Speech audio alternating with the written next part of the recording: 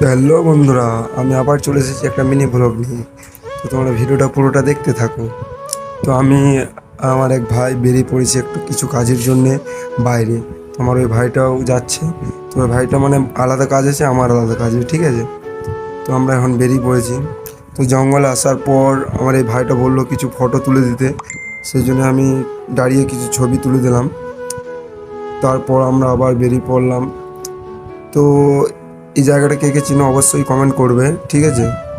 তো তার আগে আমরা বাইকে তেলও ভরে নিলাম, কারণ তেল ছাড়া তো গাড়ি চলবে না। তো কিছু দূর আসার পর আমার ভাই বলল খুব গরম লাগছে, তাই রোদে গরমের জন্য আমরা একটু স্প্রাইট একটা একটা করে নিয়ে নিলাম খাবার জন্যে। তো এই জায়গাটা অনেকেই চিনবে, কারণ এখানে একটা মেলা হয়, ঠিক আছে। তো আমি এখানে আমার ব্লগটা শেষ করছি।